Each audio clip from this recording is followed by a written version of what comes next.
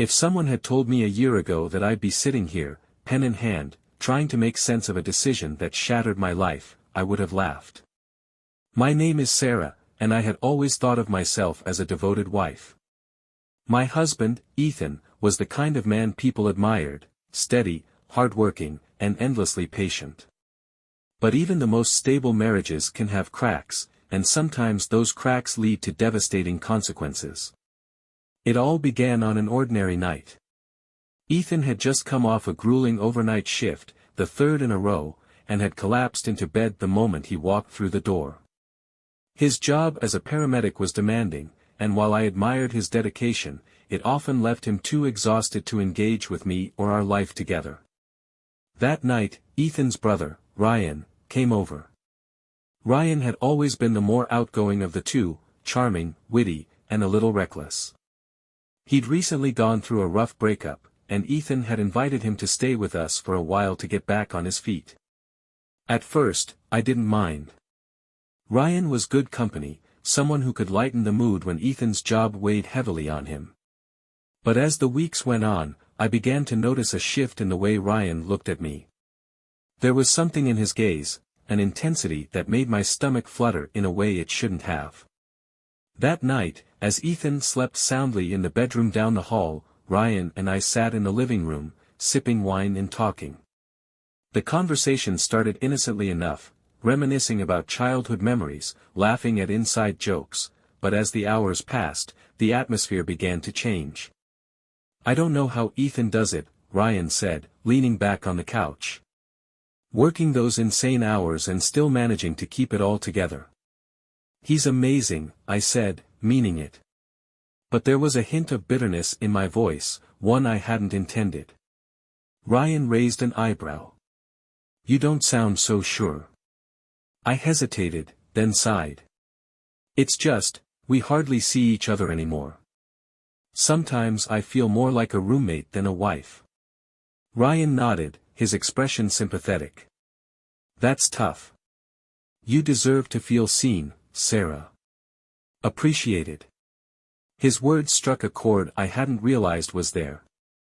For months, I'd been pushing down feelings of loneliness, telling myself it was just a phase, that Ethan's long hours were temporary.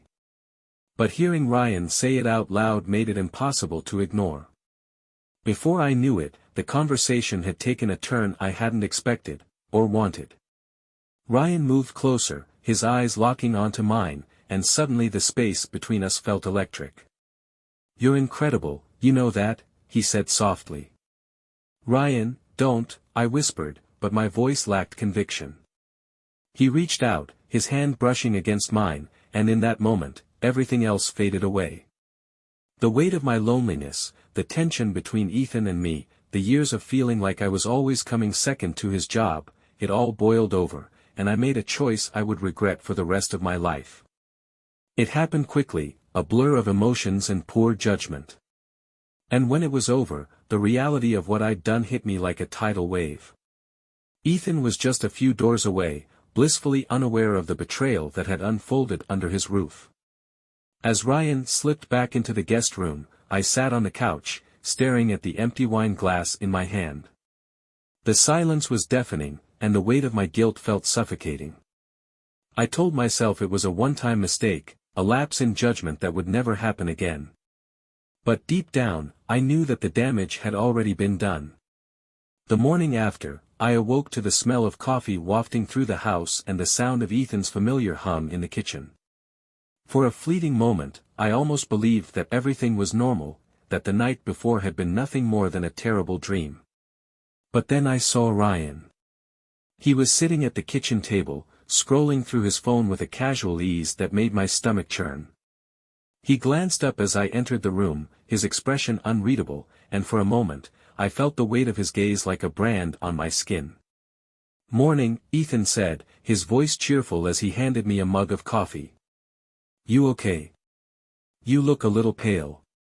"I'm fine," I said quickly, avoiding his eyes. Ryan didn't say anything, but I could feel the tension radiating from him.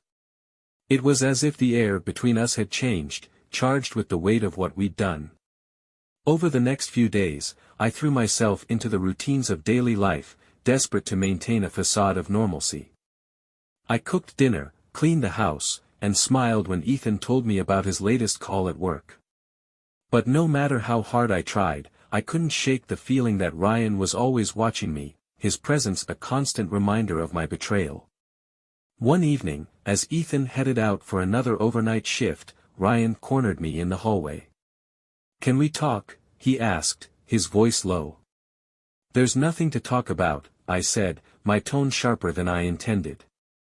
"Sarah, come on," he said, stepping closer. "We can't just pretend it didn't happen." "We have to," I said firmly, my heart pounding. "For Ethan's sake." Ryan sighed, running a hand through his hair. "Fine. But don't think this is over." His words sent a shiver down my spine, and I realized that the situation was far more complicated than I'd allowed myself to admit. The days turned into weeks, and the strain in the house became impossible to ignore. Ethan, ever the peacemaker, chalked it up to his long hours and the stress of Ryan's recent breakup. "You two seem tense," he said one evening as we sat down to dinner. "Is everything okay?" "Of course," I said quickly, forcing a smile. Ryan didn't say anything, but the look he gave me was enough to set my nerves on edge. In the quiet moments when I was alone, the guilt became unbearable. I replayed that night over and over in my mind, wishing I could go back and make a different choice. Ethan didn't deserve this, his loyalty, his kindness, his unwavering support. And yet, I couldn't bring myself to tell him the truth. Instead, I started to distance myself, avoiding Ryan whenever possible and throwing myself into work to escape the suffocating tension at home. But no matter how hard I tried, the cracks in our foundation continued to grow. One evening, as I sat in the living room, scrolling aimlessly through my phone, Ethan came in and sat beside me. "Sarah," he said, his voice gentle but firm. "What's going on? You've been different lately." "I'm just tired," I said, avoiding his eyes. He reached out, taking my hand in his. "You know you can talk to me, right? Whatever it is, we'll figure it out together." His kindness was like a knife to the chest, and for a moment, I thought about confessing everything. But the fear of losing him, of destroying the life we'd built together, kept me silent. "I know," I said quietly, squeezing his hand. As Ethan leaned in to kiss my forehead, I felt a wave of guilt and shame wash over me. I didn't deserve his love, his trust. But I also didn't know how to make things right. In the days that followed, I began to notice small changes in Ethan's behavior. He seemed more withdrawn, more guarded, and I couldn't help but wonder if he was starting to suspect that something was wrong. One afternoon, as I folded laundry in the bedroom, I found myself staring at a photo of us from our honeymoon. We looked so happy, so full of hope and promise.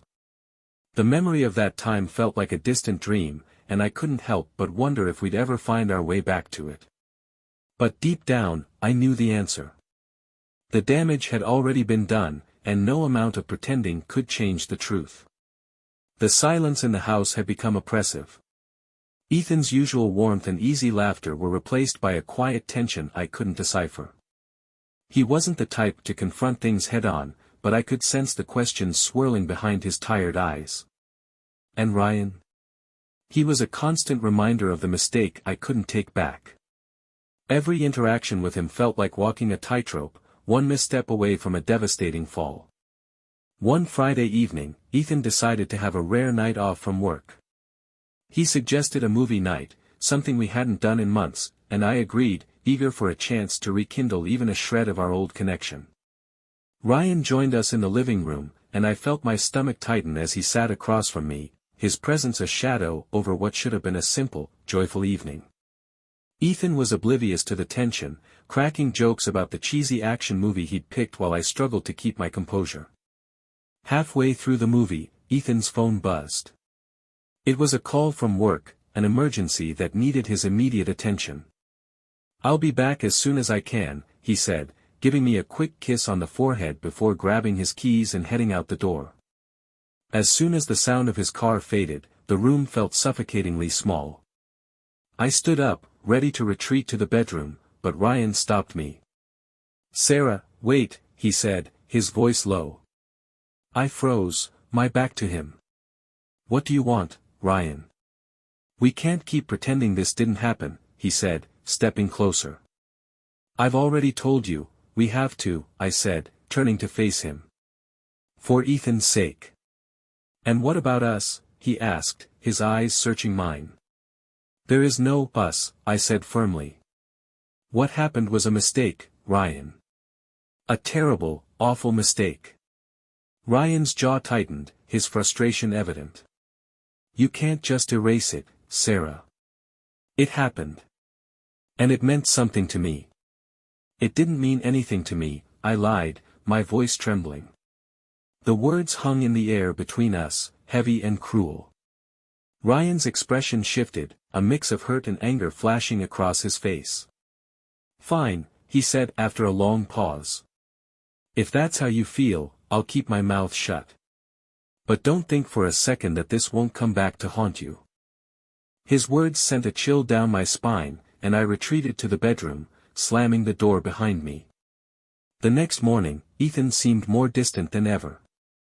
He kissed me on the cheek before leaving for work, but his smile didn't reach his eyes. I couldn't tell if I was imagining it or if he was truly pulling away, but the thought terrified me. As the days passed, the tension in the house grew unbearable. Ethan's questions became more pointed, his gaze lingering on me a little too long, as if he were trying to read my thoughts.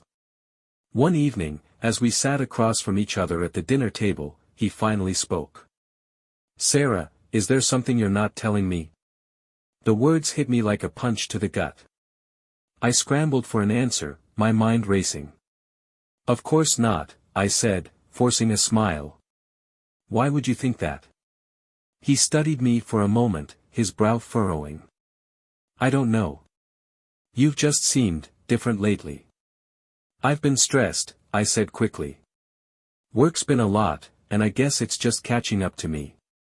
Ethan nodded slowly, but the doubt in his eyes was unmistakable. After dinner, I retreated to the bathroom, locking the door behind me. I stared at my reflection in the mirror, my heart pounding as I tried to hold myself together. The lies were piling up, threatening to bury me alive, and I didn't know how much longer I could keep up the charade. I knew I had two choices: confess and face the consequences, or continue to bury the truth and hope it never came to light. Neither option felt survivable. That night, as I lay in bed beside Ethan, listening to the steady rhythm of his breathing, I felt the weight of my guilt pressing down on me. The secret I was keeping wasn't just destroying my relationship, it was destroying me. The days that followed felt like a slow descent into chaos. Every moment with Ethan was tinged with suspicion, every glance from Ryan carried a weight I couldn't ignore. I was trapped in a web of my own making, and no matter how hard I tried, I couldn't find a way out. Ethan's questions became more frequent. At first, they were subtle, a passing remark about how quiet I'd been, a curious glance when I avoided eye contact, but soon they grew sharper. "Sarah," he said one evening as we sat at the kitchen table, the remnants of dinner between us. "I need to ask you something, and I want an honest answer." My heart pounded, but I forced myself to appear calm. "Of course," I said, my voice steady. "Is something going on between you and Ryan?" The question hit me like a freight train. My mind raced, searching for an answer that wouldn't unravel everything. "What are you talking about?" I asked, feigning confusion. "It's just," he hesitated, running a hand through his hair. "You've been acting differently. And Ryan, he's been weird too. I can't help but feel like there's something you're not telling me." I forced a laugh, hoping it would mask the panic rising in my chest. "Ethan, you're overthinking things. Ryan's just dealing with his own stuff right now, and I've been stressed with work. That's all." He didn't look convinced, but he nodded, letting the subject drop, for now. The tension in the house was suffocating. Ryan avoided Ethan as much as possible, retreating to his room or disappearing for hours at a time. When we did cross paths, his presence felt like a ticking time bomb, each interaction threatening to blow up the fragile balance I was trying so hard to maintain. One afternoon, as I folded laundry in the bedroom, Ryan walked in without knocking. "What are you doing?" I hissed, glancing toward the door to make sure Ethan wasn't within earshot. "We need to talk," he said, his tone low but urgent. "There's nothing to talk about," I said, keeping my voice steady. "Sarah, you can't keep pretending this didn't happen," he said, stepping closer. "It's tearing you apart, and it's only a matter of time before Ethan figures it out." "I know that," I snapped, my frustration boiling over. "But what am I supposed to do, Ryan? Tell him the truth and watch everything fall apart?" Ryan sighed, running a hand through his hair. "You can't keep living like this. Neither of us can." Before I could respond, the sound of the front door opening echoed through the house. Ethan was home. Ryan shot me a look before slipping out of the room, leaving me alone with my racing thoughts. That evening, Ethan suggested we go out for dinner, a rare treat that I hoped would ease the growing tension between us. We chose a quiet little Italian restaurant, the kind of place we used to visit often in the early days of our relationship. For a while, it felt almost normal. We laughed, shared stories, and enjoyed the warm glow of candlelight. But as the meal went on, Ethan's mood shifted. "Sarah," he said, his voice serious. "I need you to be honest with me. Is there something you're not telling me?" The words sent a chill down my spine. I looked into his eyes, searching for some sign of what he already knew, or suspected. "No," I said quietly, hating the lie even as I spoke it. He nodded slowly, but the doubt in his expression was impossible to miss. When we returned home, Ethan went straight to bed, claiming exhaustion. I sat in the living room, staring at the flickering light of the TV but unable to focus on anything. The weight of my secret was crushing me, and I knew it was only a matter of time before the truth came out. Ryan's words echoed in my mind, "It's tearing you apart." He was right, and the cracks in my carefully constructed facade were beginning to show. The days blurred into one another, each one heavier than the last. I couldn't escape the suffocating weight of my guilt. It followed me everywhere, in the quiet moments when Ethan's eyes lingered on mine, in the awkward silences when Ryan and I were in the same room, and in the mirror every morning when I forced myself to face the person I'd become. Ethan tried to keep things normal, but I could tell he was struggling. He'd always been the type to avoid conflict, to push things aside until they became unavoidable. But his patience was wearing thin, and the cracks in his calm exterior were growing. "Sarah," he said one night as we sat in the living room, the TV playing a movie we weren't watching.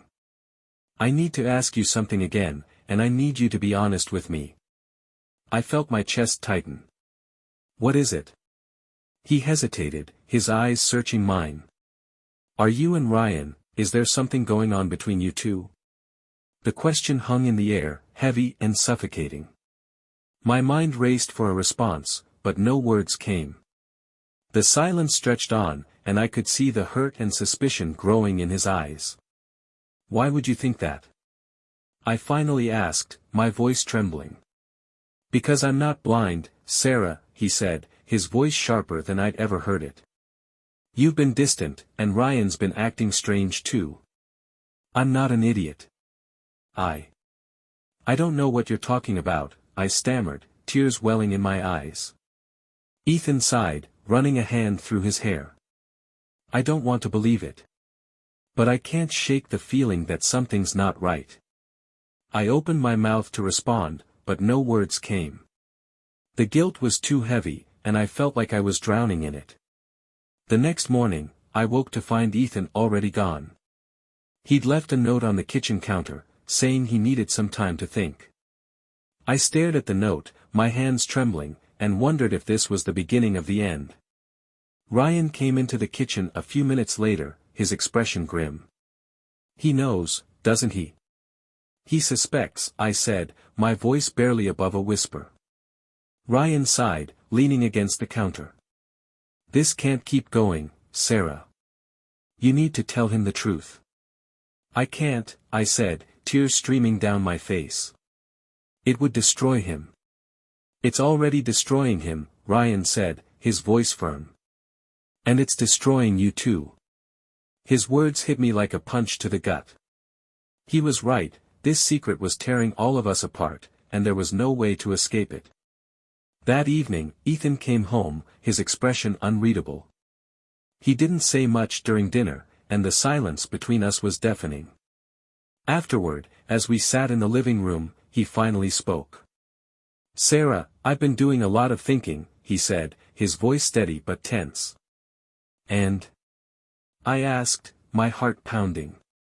"I don't know if I can keep doing this," he said, his eyes filled with pain. "I feel like I'm losing you, and I don't even know why." The words cut through me like a knife, and for a moment, I thought about telling him everything. But the fear of losing him, of breaking what little we had left, kept me silent. "I'm sorry," I said quietly, tears streaming down my face. "I never wanted to hurt you." "I know," he said, his voice softening. "But something's changed, Sarah. And I don't know how to fix it." That night, as I lay awake in bed, I realized that the life I'd built with Ethan was crumbling around me. The secret I'd been keeping was like a poison, slowly eating away at everything I held dear. I knew I couldn't keep living like this. Something had to give. The tension in the house was palpable. Ethan's words from the night before replayed in my mind like a broken record, "I don't know if I can keep doing this." I knew what he meant. He wasn't just talking about us, about the marriage we'd built together, he was talking about the quiet unraveling of trust, the space that had grown between us like a chasm, vast and uncrossable. And I knew the reason for it. I couldn't hide the truth forever. Ryan had been distant ever since our last conversation. His usual cocky demeanor was gone, replaced by a quiet brooding that made it impossible for me to be in the same room with him without my stomach twisting into knots. He'd started avoiding Ethan entirely, which only made things worse. Ethan wasn't stupid, he could see the awkwardness between us, the tension that lingered every time Ryan walked into the room. One afternoon, Ethan came home early from work. He looked exhausted, his shoulders slumped and his uniform wrinkled. "I had to take the rest of the day off," he said as he dropped his bag by the door. "I couldn't focus."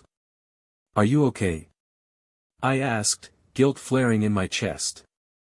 "I don't know, Sarah," he said, rubbing his temples. "Something's not right, and I can't shake the feeling that it has to do with you and Ryan." His words made my heart stop. He wasn't just guessing anymore, he was sure.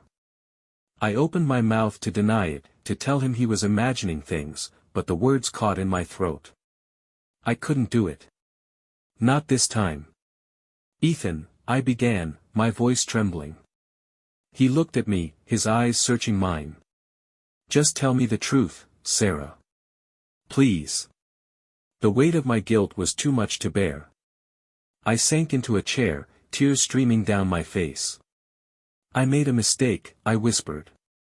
Ethan didn't say anything at first.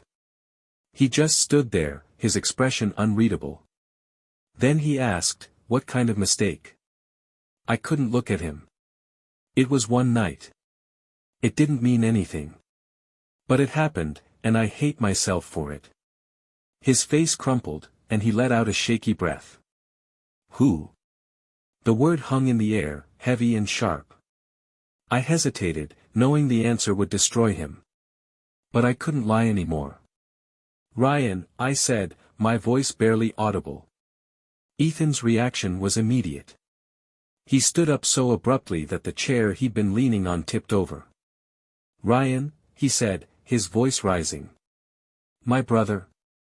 "I'm so sorry," I said, my voice breaking. "It was a mistake, a terrible, horrible mistake." Ethan let out a bitter laugh, pacing the room like a caged animal. "A mistake? That's what you're calling it?" I didn't know what to say. Nothing I could say would make it better. "I trusted you, Sarah, he said, his voice shaking with anger. I trusted both of you. I know, I said, my tears falling freely now. And I don't expect you to forgive me. I needed you to know the truth. Ethan didn't respond. He grabbed his bag and stormed out of the house, slamming the door behind him. I sat there in the silence, my chest heaving with sobs. The truth was out, and it had shattered everything. Ryan came home later that evening, his expression cautious. What happened? He asked. I told him, I said, my voice hoarse from crying. Ryan's face went pale. You did what? He deserved to know, I said, my tone firm despite my tears. I couldn't keep lying to him. Ryan let out a heavy sigh, running a hand through his hair. Well, that's it then. He's never going to forgive either of us. I know, I said quietly. The next few days were a blur. Ethan didn't come home, and I had no way of reaching him. I called his phone, left messages, but he didn't respond. Ryan tried to act like nothing had happened, but the guilt was etched into his face every time he looked at me. When Ethan finally returned, it was only to pack a bag. He didn't say much, just a curt, I need space, before walking out the door again. I didn't try to stop him. I knew I didn't have the right. The house felt emptier than ever. Ethan's absence hung in the air like a physical weight, pressing down on me with every passing moment. I spent the first few days after his departure in a daze, going through the motions of daily life without really being present. The silence was deafening, and the guilt was unbearable. Ryan left soon after Ethan. He didn't say much, just packed his things and muttered something about staying with a friend for a while. I didn't ask where he was going or when he'd be back, I didn't care. His presence had become a reminder of everything I'd lost, and I was relieved to see him go. For the first time in years, I was completely alone. At first, I didn't know what to do with myself. The routines that had once grounded me felt hollow without Ethan's steady presence. The nights were the hardest, lying awake in an empty bed, my thoughts racing with everything I should have done differently. I started seeing a therapist, something I should have done long ago. Sitting in that quiet, judgment-free room, I began to unpack the choices that had led me here. I don't know why I did it, I admitted during one session, my voice barely above a whisper. Ethan was a good husband. He didn't deserve this. Sometimes, our actions come from a place of unmet needs, my therapist said gently. It doesn't excuse what happened, but understanding the why is the first step toward healing. As painful as it was, I began to confront the truths I'd been avoiding for years. I'd been lonely in my marriage, isolated by Ethan's demanding job and my own inability to communicate my feelings. I'd sought connection in the wrong place, and it had cost me everything. Ethan remained distant, answering only the occasional text about logistics. He stayed with a friend, and I knew better than to press him for anything more. He needed space, and I had to respect that. One day, I came home to find an envelope on the kitchen counter. It was from Ethan, a letter, written in his neat, deliberate handwriting. Sarah, I've had a lot of time to think about what happened, and I still don't have all the answers. What you did hurt me more than I can put into words, but I also know that our marriage wasn't perfect. I wasn't there for you in the way I should have been, and for that, I'm sorry. I don't know if we can come back from this, but I do know that I need more time to figure out what's next. For now, I think it's best if we stay apart. I hope you find the clarity you need, too. Ethan. I read the letter over and over, the words sinking in like stones. His honesty, his acknowledgement of his own shortcomings, only made my guilt sharper. But there was also a strange sense of relief, an understanding that this was the beginning of a new chapter, even if I didn't know what it would look like. I spent the following weeks focusing on myself. I threw myself into work, picking up extra projects to fill the empty hours. I reconnected with old friends, people I'd drifted away from during my marriage. Slowly, I began to rediscover pieces of myself I'd forgotten existed. One afternoon, as I was organizing a closet, I came across a box of photos from our early days together. There were pictures from our wedding, our first vacation, and countless little moments that now felt like a lifetime ago. I sat on the floor, flipping through the photos with tears streaming down my face. For all the mistakes I'd made, for all the hurt I'd caused, those memories reminded me that there had been love, real, genuine love. I decided to write Ethan a letter of my own. Ethan, thank you for your letter. It meant more to me than I can say. You were right, our marriage wasn't perfect, but it was filled with so many good moments, moments I'll always cherish. I'm sorry for the pain I caused you, and I hope someday you can forgive me. I'm taking this time to work on myself, to understand the choices I made and how I can grow from them. I don't know what the future holds, but I want you to know that I'll always wish you happiness and peace. Sarah.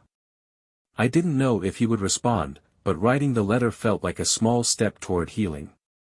As the weeks turned into months, I began to find a new sense of normalcy. My life wasn't perfect, and the scars of my mistakes would always be there, but I was learning to live with them. I found joy in small things, sunny mornings, a kind word from a friend, the satisfaction of completing a project at work. I didn't know if Ethan and I would ever reconcile, and part of me knew that we might not.